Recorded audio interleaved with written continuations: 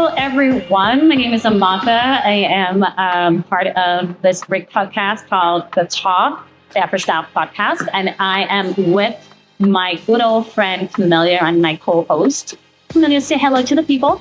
Hello, people. Welcome back. Yes. So today, actually, kind of like piggyback of what we discussed the last time, I wanted us to talk about identity, how our cultural backgrounds have influenced our identity today. And so I actually we touched upon that a little bit, and I wanted us to expand a little bit about that. How do you feel your cultural background and your experiences have shaped your identity today? I mean, that's super big, super loaded question. But it's weird because being first generation, so I was born in the US. My parents are actually different ethnicities. My dad's Indonesian, my mom's Filipino. So I am American. And I don't look, when people think of, oh, what is an American supposed to look like? Like the idea of my features, my skin color, and all that, it doesn't match up. So it's hard because I'm neither here nor there. I'm not quite Indonesian or Filipino enough to be there. And if you had me move to either of those countries, I'd be like a fish out of water. But yet I didn't seem to be an American because there was a different quality to my experience, a different culture that I brought with me. So it's kind of like being in between two different worlds. But it also, I think, largely shaped my experience in the sense that I know that I am not like the others. I know that there's something unique and different about me. Some people are going to like it, some people aren't. But I always felt like I was outside of the box because I was never in the box to begin with. Were you made aware that you're different? Oh, of course. I mean, was that a bad thing for you? Oh, look, it essentially at the end of the day is good. But there definitely were points in my life where I didn't want to stick out and I'd rather blend in. I'd rather be normal. And I didn't feel like I was normal. But what's beautiful about that is that I don't have like a parameter to live between. Like I don't have to try to be like everyone else. Yeah. And I think that's just a huge distraction when you're trying to find your own path. The desire to blend in and not stick out can be limiting, right? Yeah. How did you feel for you? For me, like I've said before, my growing up in Nigeria and growing up in an Igbo household, of course, it did help shape my identity. Of course, your experiences that you go through growing up also helped shape my identity. I would say, though, that when I was younger, I was a little, I don't know if ashamed is the word, but I think I was I wanted to kind of separate myself from my cultural background. Just because there were times that people, even young kids, unknowingly would make you feel like, or let you know that you're different. Yeah, be it in your skin color, be it in your name, being, oh, for sure, made fun of. So there were times that I think it did affect me initially to the point where I wanted to change my name. And when you're dealing with Nigerian mothers, they don't say, "Oh, honey, it's okay." She had to remind me that I needed to keep my, get it together. And so the times I wanted to change my name to Stephanie, I don't know why of all names I wanted the name Stephanie. But as I grew up, I started to realize that people moving out here, though my name Amaka is pretty popular, though there are different variations of my name. People hearing the name Amaka find it so unique, right? It didn't take me just coming out here to realize that. But I think as I grew up, I started to realize the fundamental essence of my culture, how I was raised, my Igbo culture, my Igbo background did help shape my identity that makes me proud of who I am and what I stand for.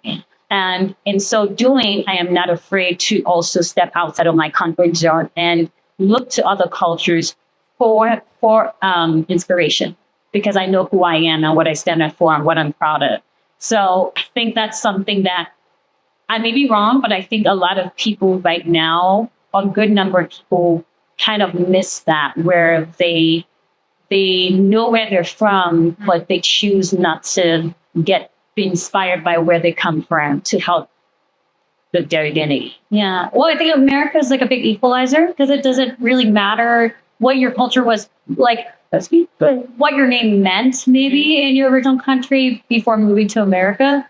Because in America, there is a different hierarchy. You think of like in India, there's like a caste system or whatever, I don't know how relevant that is or how live it is. But my last name, Puspoijoyo, the 13 letters. Yeah. And I actually descend from, descendants of like a royal family. So the length of my name actually denotes status. Oh. But you move me to America, and it just becomes this real burden of people to pronounce my name.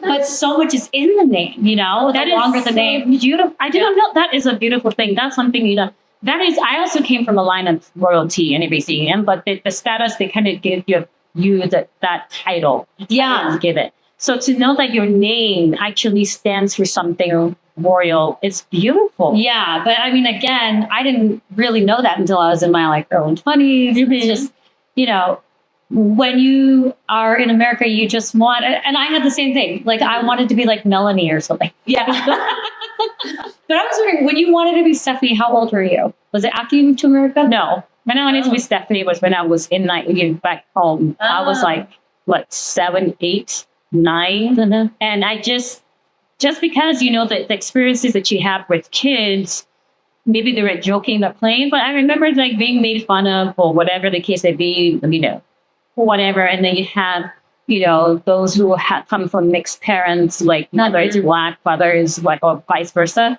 So it was that feeling of, I want to look like them, or I want to feel like them, and their name is Naomi, and their name, so I just figured, why the hell is my name Amaka? Yeah. So, but the meaning of my name is the full name is Amaka, which means the child of beautiful. But I didn't appreciate that because I just thought like, Amaka just sounds corny, just regular. It might be common, in Nigeria, but you're the only Amaka I've ever met. See, and that's so funny because even when I would go and they say, "Can you spell it out?" and I say Amaka, they're like, that's a beautiful name. And so I think as I grew older, I started to appreciate. My mom knocked it out of me. That's one. She had to tell me like, look, But then as I grew older, I started to really understand how beautiful my name is, that kind of thing, and started to really stand in my truth as an Igbo woman, as an Igbo girl from Nigeria. Yeah. And it's beautiful. So that is something that I always tend to think about when I think of my culture, my identity. And then I meet someone like you who now explains this is the meaning of my last name. I'm like, that's beautiful. I mean, the thing that's been challenging about having this culture and straddling though with like my American culture is there's also this sense of like guilt that I don't know enough about my heritage. And part of that is just, how do you pass that on? Like some people really learn like their culture and family's recipes. We were just fed it. And like when I was a kid, it's like I had no idea how flavorful, amazing, and diverse my food was. It's just like, why can't we just have French fries? It's like when you're a kid, you just can't appreciate it. You can't, yeah. But then there comes a point where I meet somebody, out and about that's like, oh, you're Indonesian. Do you speak Indonesian? I'm like, no. Do you speak Tagalog? It's like, no. It's like, I can't even like quote for you anything about that historical background because I think in the process of raising me and my brothers, we were just trying to get by. It wasn't about this culture or that culture. It's just like, hey, make sure you study well because we're in America now. And if you don't learn what's up, like you're in trouble. You're in trouble. But did your parents speak any of the language to you for you to understand? No. So they are different languages, different cultures completely. So they couldn't even talk to each other. Oh. So they would have to talk to each other in like English, which was a kind of like, it was a partial English. And then me and my brothers, we grew up speaking English, but my mom had this really good, like her American voice was just like so good, right? What? Her like she had like this way of speaking that is just like, it's like when you watch like news from the Midwest, there was this like really proper version of English where you just say like schedule and stuff. Maybe this is outdated. Okay. But my mom had this way of getting on the phone and being very properly speaking without a trace of her accent that you really don't know what her ethnicity was, on the phone. Okay. And I think I learned something from that, learned something from watching the news, is that if you can put on this newscaster voice, you can do a lot of, you can get real far with it. Because it's that the ethnicity becomes something laden with a lot of preconceptions. And if you can do something that's a little bit more whitewashed, if you will, for lack of a better term, then people don't pay attention to other things. Instead, they're listening to what you're saying instead of thinking, oh, this is or that. I mean, do you find that there were any misconceptions that were just given to you immediately once somebody knew you're Nigerian, or like just based upon your ethnicity? I think one of the things that which would be stereotyping actually, the first thing that people would say is one of the first questions I always get asked is, do you guys have houses? And I'm looking at them like, what do they think? Because they're used to what they see in terms of the huts and stuff like that. Yeah. So even now, honestly, probably even now, I won't be surprised if people still have that preconception about who we are or where. I can't speak for everyone in Africa, but I'll say for a lot of countries in Africa, we're just not sitting in huts. You have villages, right? Yes. And villages will have huts and stuff like that. Yeah. There's this this idea that, so how is it? Where do you guys live? You guys have houses? Or, your English is very good. I'm like, what do you mean English is very well? We were colonized by the British, so English is the first language. So, so those kind of or Africa. So the country, so Africa being a country, I'm like, no. Africa is a continent. Big difference, guys. Big difference. There are 54 countries in the continent. And another thing that tends to irk me is when people think that we speak the same, we have the same way of speaking, like the same languages, and that's wild. Oh yeah. They don't even we have over 3,000 or 2,000 languages in the continent. And then they have this way of thinking that we have the same way of pronouncing things. So they would think that someone who hasn't from South Africa sounds the same. So when you hear them imitating the African accent of a Nigerian or they sound like we don't all sound the same. Or you hear them do the clicking noise, which is actually a popular language in South Africa. They say, and I'm just like, what makes you think that that's the language? I'll tell you what, movies in the 90s.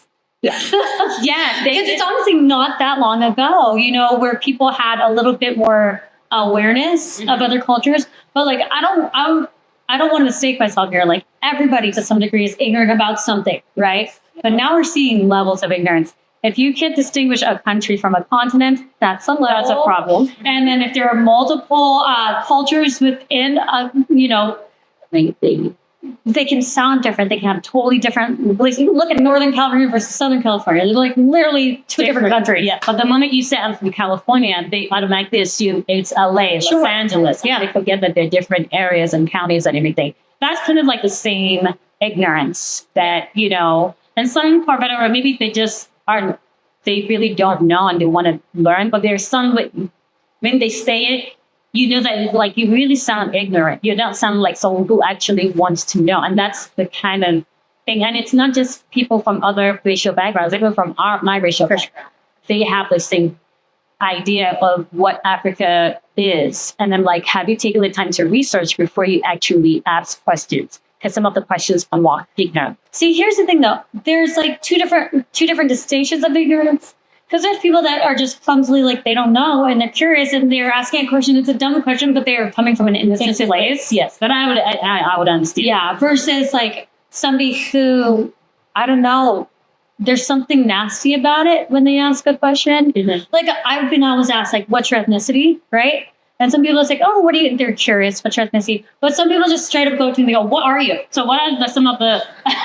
No, and I'm like, last time we checked, I'm like, human? A person? What are you? At me? What is that? Is a rude question. No, like, literally saying, what are you? That's a rude way of asking. So like, but that's exactly like there's two flavors of ignorance. There's innocent ignorance, which I am guilty of for sure. There's a lot of shit I don't know. Oh yeah. But I don't mean to cast judgment versus the ignorance where it's like, oh, I think I already know what your type is like. That's the shit that I do not.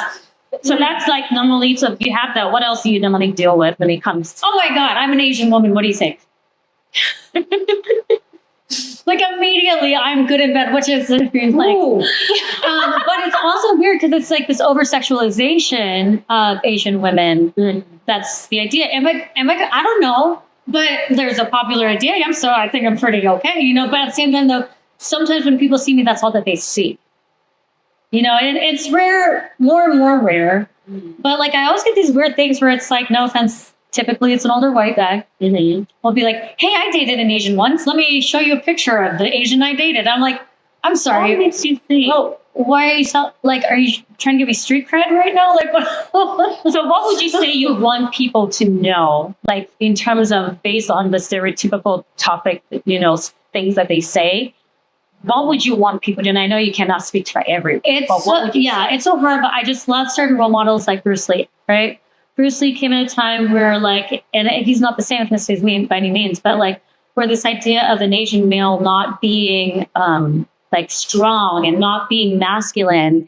And he came in and he was one of the baddest, swattest motherfuckers out there. Like, I love that. But there's also the counter stereotype of Asian women being submissive. And the truth is that like, I will give up my feminine energy to, you know, as a choice, but I'm not something to be shuffled around or treated like an object.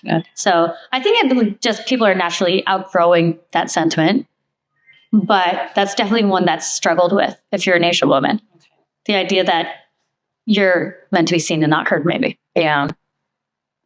That is something that hopefully we would, you know, I think compared to, like you said, the 90s, I think in my opinion, I could be wrong, but in the 80s, 90s, I think that idea, that stereotypical thinking was pretty rampant. I think now people, I won't say generalize and say everyone, I'll say, but then should there be a group of people who are willing to go outside of the box and learn or try to learn before they pass judgment or come up with an idea of what they think an African person is or a Nigerian person versus a South African. Be it with the explosion of, you know, Afrobeats and all, you know, and writers, actors, people in the educational system has definitely played a role. But I do hope that people will take the extra step and not just go based on what they read. Social media is a mother. So then people can just go by that and take it and run with it. That's the problem. You know, it's a gift and a curse, social media.